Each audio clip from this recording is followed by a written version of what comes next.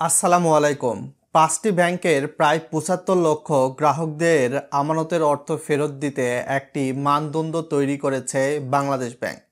সংশ্লিষ্ট সূত্র বলছে কিছু শর্ত মেনে গ্রাহকরা আমানত উত্তোলন করতে পারবেন। প্রথমত, এই ৫টি ব্যাংকের মধ্যে সাপোজ কোনো একটা ব্যাংক, সেটি হচ্ছে বি ব্যাংকে গ্রাহকের যদি একাধিক হিসাব থাকে, অর্থাৎ সেভিংস, কারেন্ট, এসএনডি, এফডিআর বা ডিপিএস, একাধিক হিসাবটিকে প্রাথমিকভাবে একটি হিসাব গণনা করে আমানত বীমা সুরক্ষার আওতায় গ্রাহক অর্থ পেয়ে থাকবেন। কোনো গ্রাহকের যদি একাধিক হিসাব থাকে, সেক্ষেত্রে একাধিক হিসাবে আমানতের পরিমাণ আমানত বীমা সুরক্ষার আওতায় ২ লাখের যদি বেশি হয়, সেক্ষেত্রে পরবর্তী নিয়মে সরকারি মানদণ্ড এবং স্কিম বিবেচনায় রোডম্যাপ অনুসরণ করে গ্রাহকদেরকে আমানত ফেরত দেওয়া হবে।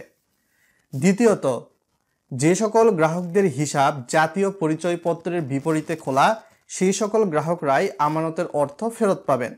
অর্থাৎ আপনার হিসাবটা যদি পাসপোর্ট দিয়ে খোলা থাকে, জন্ম নিবন্ধন যেটাকে বলা হয়, সেটাতে খোলা থাকে, সেক্ষেত্রে কিন্তু এই নিয়মটা ফলো হচ্ছে না।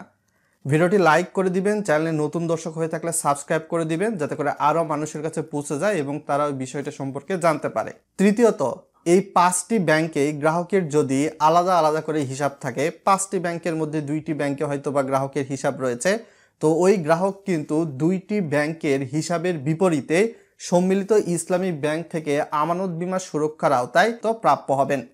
অর্থাৎ বলা হচ্ছে, একজন গ্রাহকের ৫ ব্যাংকে ৫টি হিসাবই যদি থাকে, তাহলে প্রতিটির বিপরীতে কিন্তু আমানত বীমা সুরক্ষার আওতায় ২ লক্ষ পর্যন্ত পাবেন প্রাথমিকভাবে। যদি এর চেয়ে বেশি আমানত থাকে, সেটা নির্দিষ্ট রোডম্যাপ যখন ঘোষিত হবে, তার পরবর্তীতে গ্রাহকদেরকে আমানত ফেরত দেওয়া হবে। চতুর্থত, গ্রাহকদের ক্ষেত্রে যদি ঋণ নেওয়া থাকে, সেক্ষেত্রে কিন্তু গ্রাহক আমানত ফেরত পাবে না। গ্রাহকের ঋণ এবং ইন্টারেস্ট প্রথমত সমন্বয় করা হবে।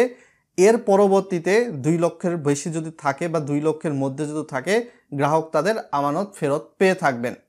কেননা আমানত বীমা সুরক্ষার আওতায় কিন্তু ইতিমধ্যে এই সকল ৫টি ব্যাংকের গ্রাহকদের জন্য কিন্তু সম্মিলিত ইসলামী ব্যাংকে প্রায় ১২,০০০ কোটি টাকার বরাদ্দ দেওয়া হয়েছে ইতিমধ্যে। এটা কিন্তু বিভিন্ন নিউজ পেপার সূত্রে নিশ্চিত করা হচ্ছে। যেমনটা হচ্ছে দৈনিক জনকণ্ঠ দেখতে পারবেন, প্রথম আলো, বাংলাদেশে যে সুনামধন্য নিউজ পেপার রয়েছে, সেগুলোর বিবেচনায় কিন্তু আমি আপনাদেরকে জানাচ্ছি। আর ২ লাখের বেশি যাদের আমানত থাকবে, এই আমানতের উপর নতুন একটা প্রফিট রেট বা ইন্টারেস্ট রেট কিন্তু নির্ধারণ করা হয়ে থাকবে।